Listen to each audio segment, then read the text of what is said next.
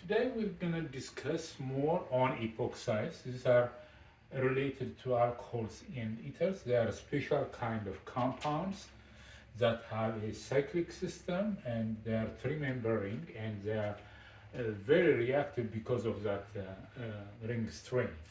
So in this video I'll be solving problems that are very relevant to almost all of the reactions that an epoxide would undergo.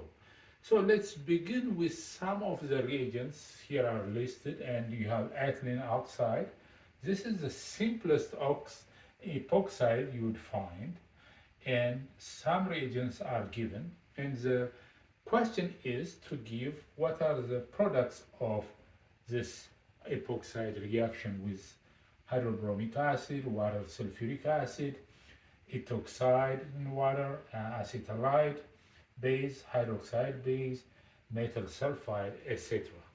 So basically, once you know these reactions, you'll be able to predict what the products would be of this reaction. For example, if you treat this epoxide with hydrobromic acid, first the strong acid, remember hydrobromic acid is a very strong acid, that would result in the protonation of the loose base. That means the lone pairs act as base on this case, so they will catch up the proton easily. So I will just show this for the first time just to show you that would get a protonated epoxide, very reactive now. You have a plus charge on this. Once you have that, this is very unstable, so the Br would start to attack one of the carbons. In this case, the carbons are equivalent, so the Br minus can come and as kind of SN2 type reaction would attack this, then the epoxide would open. So the product of this reaction is actually a bromoalcohol. A bromoalcohol. So this is a general scheme for epoxide ring opening. Let's do this. If you open with water and sulfuric acid obviously would protonate it, and you have water around it, so this would form a diol, meaning that you have a diol after ring opening. I'll make sure that you understand the mechanism. The way I drew this mechanism, you need also to draw mechanism, but I'll give you just what you would obtain by reacting them with water sulfuric acid, the same epoxide. If you react the same epoxide with epoxides are nucleophiles, strong nucleophiles in the presence of water, then the ring opening still happens, but this is in a basic condition. So this is basic condition. So it forms an ether and an alcohol. So the ether part is this one, the alcohol is this. So, but in any case, in most of the reaction, in almost all of them, the epoxide ring will be opening. Here you have a very strong base, or a nucleophile in this case. It is called acetylide. Acetylide has a carbon minus 0 pair of electrons on carbon. Because carbon is sp hybridized, it can form a negative charge can be reside on that carbon. But this is a nucleophile now. Opening is opening the ring. So you have CH. So it is 180 degrees. That's why I'm drawing it like this. Actually, I can draw this in a better way than this. If you have that, you have OH, that's water after the opened alkoxide is catching one OH, you would have carbon, carbon H. So that's the product of this ring opening with ethylene oxide or epoxide. So if you have hydroxide and water, this is also forms a diol. exactly the same diol we have on number two reaction. So if I just label them A, B, reaction C, D, E, F, that would be much better. So this reacts with HBr, water sulfuric acid, and so on. Here, metal sulfide is a good nucleophile. Remember, these are sulfur type. These are also biologically implicated, like sulfides as a nucleophile. So this would open as a sulfur ether, a thio ether, and OH here. So this is basically what you'd get when you react this simple epoxide with all these reagents. So make sure that you understand, you write the mechanism yourself and see how you'd end up getting these products. So we'll continue more on epoxide reactions and solve more problems. Okay, as you see here, we have 4 epoxides, 1, 2, 3, 4, and reagents are given, and we're asked to give the product of this reaction. So if you just look at here, you have to be also mindful of the stereochemistries, and while we are opening, there are stereochemical implications. But here, for example, this is not a chiral center, but it's just to show that the plane of this H and CH3 are coming to us, this CH3 and H are going in, and the epoxide ring is on the plane of the port. But when it comes to a chiral center, that would be another issue we have to understand. Here, for example, here, this is a sulfuric acid. Remember, the conditions of the reaction is also very important. Whenever you have a sulfuric acid or acidic ring opening, the nucleophile comes from a highly substituted side, not from the less substituted side. First, let me show you mechanistically. I know the product of this is, this would be something like this, OH here, and the CH3s are here, and the CH3s are here, and the OCH2, CH3 is the one coming to ring open. So this is on that carbon, and this is the product you'll get. So my point is, once first you protonate this, so the initial thing is to protonate that, and the protonation would result in positive charge on this, and the 2 hydrogens are like this, and you have 2 CH3s. Now the alcohol is acting as a nucleophile. It comes in and attacks that carbon, not this carbon. So that's the difference, to know which side the ring is opening. Whenever you have an acidic condition, the nucleophile comes from the more substituted side and opens it in this way. So it's not opening it that way, where the OH ends up here, but the OH actually ends up in the other side. So once the nucleophile comes in, you would be forming this product. So basic and acidic conditions are different. That's the main important point. Here, for example, this is basic because this is sodium etoxide. It is a basic condition and water is used. So first of all, there is no initial protonation in this case because this is a base. Now, the sodium etoxide, which is the etoxide part, not the sodium doesn't come here, but the O minus, this is the alkoxide, the RO minus would attack not here, but it attacks the less substituted. So in a basic condition, Basic condition, a nucleophile attacks on the less substituted. Nucleophile attack is on less substituted carbon. Substituted carbon. And the ring opens that way. So when I'm using this, the ring would be attacked there, and the ring opens that way, so it will be O minus, but the O minus will take one proton. So first what happens is, initially the ring is opened. Let's just do that.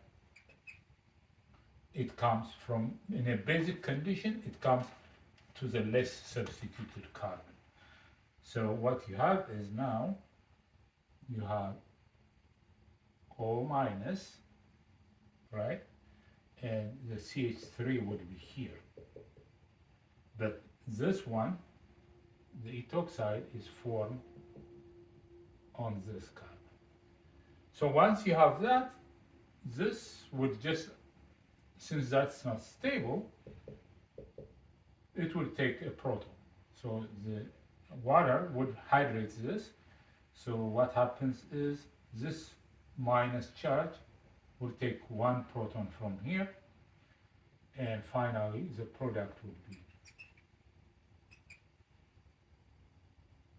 OH, CH3, OCH2, CH3. So remember now, the two things are different. Here, this is acidic condition. The nucleophile comes onto a more substituted carbon, like this, right there. But in this case, this is basic. The nucleophile opens it from a less substituted carbon. Those are the differences. So you'll get this product.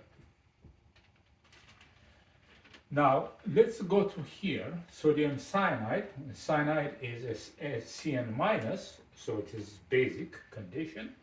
So the basic condition, the Cn minus doesn't open it from this side of the carbon, but it opens it right there. It hits it right there. So the Cn minus would attack that carbon. This opens up. Once it opens up, picks up proton here, so it will be an alcohol. So the product looks like this. OH here, this carbon would have a Cn on it. So it is opening it from this side. Okay? Now this is acidic condition. So the difference between C and D is very clear. This is a basic epoxide ring opening. This is acidic one. Here you have acidic one. Here is a basic one. From acidic one, the ring opening happens, or the nucleophile comes into a more substituted carbon. So initially this would get protonated. Once that's protonated, you would have, let me draw it this way. Once it is protonated, you have OH plus, like this, very reactive. Now, this would try to open from a more substituted side, Br minus. The Br minus would open this ring by hitting that. That opens the other way. So the product is, you would have OH here, Br here. So that's what happens. So this would open the other way. So you would have that product. All right, so basically very important discussion on this. What you need to learn in general would be acidic condition would open the epoxide from the more substituted side, meaning that the nucleophile comes to the more substituted side.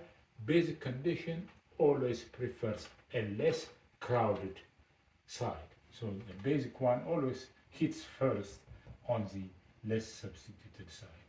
But here it's different. So we'll continue by solving more problems. Here we have an epoxide formation reaction, and the question is an epoxide with C4H8O will be formed when you have sodium hydride reacting with halohydrins. All these are halohydrins. You have a very strong base, and through an internal SN2 mechanism, an epoxide would be formed. So this reaction would form an epoxide. But the main question for this is also to indicate the correct stereochemistry of the product.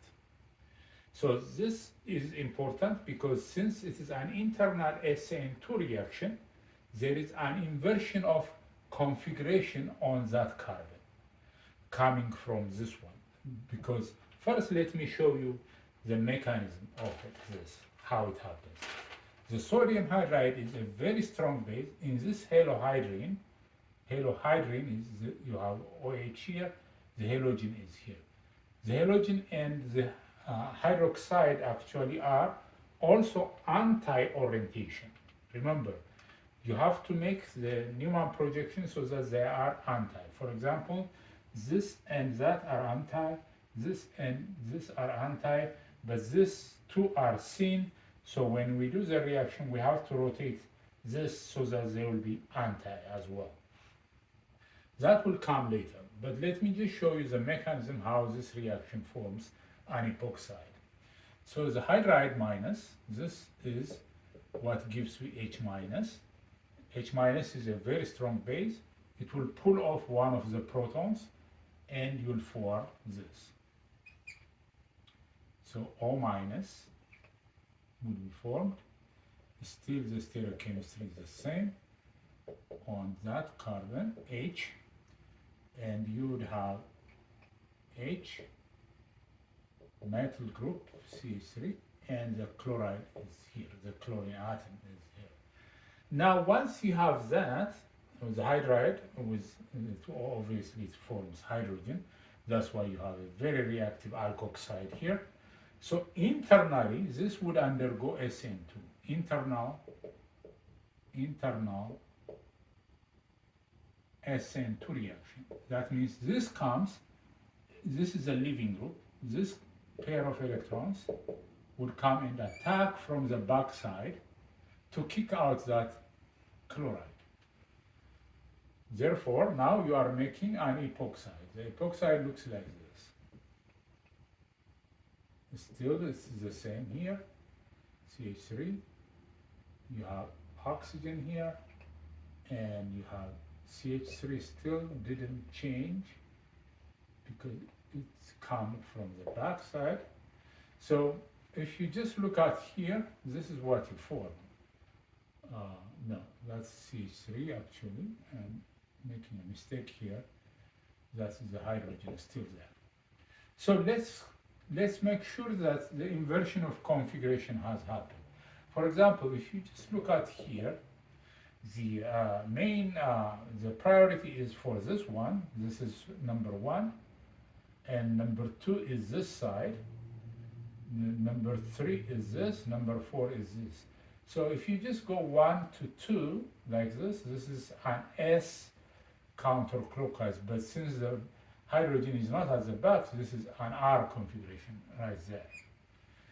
But if you just look at here, because it was attacked from backside, now you have priority number 1 here, priority number 2 here.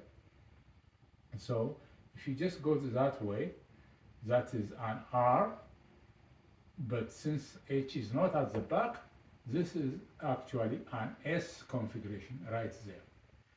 So we still kept from R to S, so our reaction of epoxide formation is right. So that is the right stereochemistry. Again, for this one, you would attack from this OH to that carbon, and you'd form an epoxide which looks like this. And still, because everything is, you kept it, this come from back, that's fine.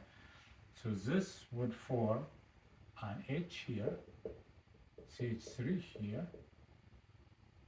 and H is still there, and CH3 is still there. So the stereochemistry on this one is still, let me just check this. You have, you are making it here, so it's the same thing. So this is an R, but here what we got is an S still, which is correct. So even though that's CH3H, still this is an S at that carbon center. How about in this one? In this one, you need to arrange so that this has to be actually become an anti. This and this are now at 0 degrees or in the same phase. But first I will redraw this. So redrawing this, redraw, would give me what? If I rotate this like that, chloride would be this, hydrogen would be down here. I will keep it the same, but rotate this one. I will keep this as the same, but I will rotate that like this so that OH will be down. So if you rotate this so that OH would be down here, now they will switch. This would be hydrogen, and this is coming to you is CH3. So this is the rotation. Remember, I just redraw by rotation. So instead of saying redraw, rotation along the carbon-carbon single bond, if you just rotate this, you'd get that. So that this OH and that Cl would be 180 degrees for the epoxide to form. So now this comes with a pair of electron attacks there. This leaves, right, because you have sodium hydride, pull of that. The mechanism is given here. Now I would form, in this case, I have this epoxide form. I have that. CH3 is right there. H is back there. H is out here, and CH3 is in. So this is now what's the configuration for this initially. So this is number one priority, number two is this one. So actually this is where the epoxide is formed. So that's what I should consider. So I have this.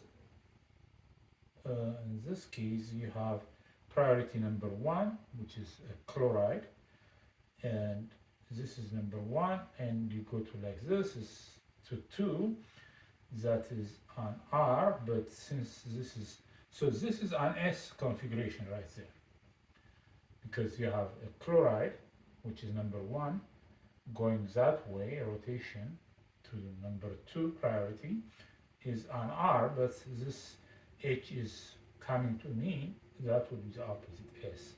So what is this now?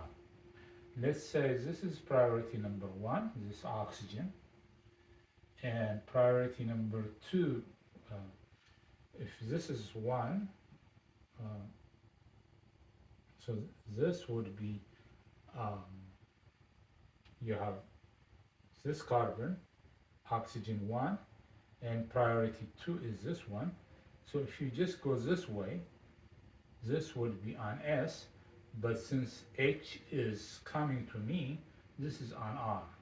So exactly the opposite of this. So this product is right. So very important implication is when you do internal epoxide formation through halohydrin, the backside attack would invert the configuration because this is an SN2 reaction.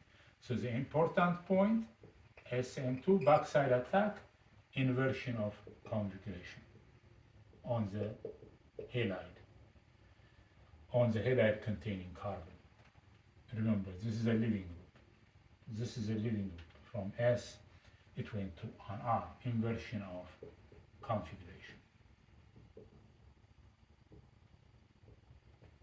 So I will continue with one more question where we'll be using a steel epoxide formation, and that will conclude this. And in the next videos, the lecture series will start for alkenes chapter, but we will have one more question before this, before we end this. Here is our last question on epoxide, and this will be the conclusion of this video.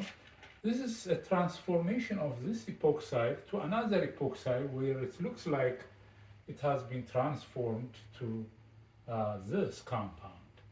So the question is, how did you get into this? This is a question that you'll be asked to show how that compound is formed from this transferred to this through this base. This is an etoxide base. So the etoxide is actually attacking from what you see here. It's on a CH2. We don't see any CH2 here. But in any case, this is kind of fun questions that you would be just thinking different scenarios. But I'll try to go to the how this happened. This is basically asking you the mechanism of this. So this is a base, right? So the first conclusion or the first move would be to open the epoxide ring from a less substituted side, right? That's what we have studied so far. Epoxides under basic condition would open from a less substituted side. That makes sense. So what I will do is I will just use that nucleophile and attack at this carbon right there. And that would immediately open it like this, right? If you just attack it here, the ring has to open the other way. So what happens is you have an O, CH3, CH2 attached to this carbon, which is this carbon, and the oxygen is now an alkoxide, and you have the Cl minus, the Cl, the chloride, and this. This is the intermediate. This is what happened. Now, it is very easy now to speculate because this is an alkoxide, and you have a chloride here. The ring through intermolecular SN2 reaction, this would close and this leaves. Basically, you'd get that product. Easy, it's solved now. So what happens is initially the etoxide would kick this carbon. When this carbon is kicked and attached, the epoxide ring would open. You have an alkoxide here, O minus, but at two positions you have a leaving group which are at 180 degrees because it rotates. Then it would attack that carbon as a SN2 backside attack. So this is called backside attack as SN2 would give you this product. So this is final product. So for the question, how did it happen? It happened by first attacking that carbon, ring opened because it attacks from a less substituted side because it's a base, and now you have an alkoxide. The alkoxide hits back again, cyclizes to form that epoxide. So with this, we'll conclude this chapter, and the next lecture series will start with alkenes and their reactions. Thank you very much.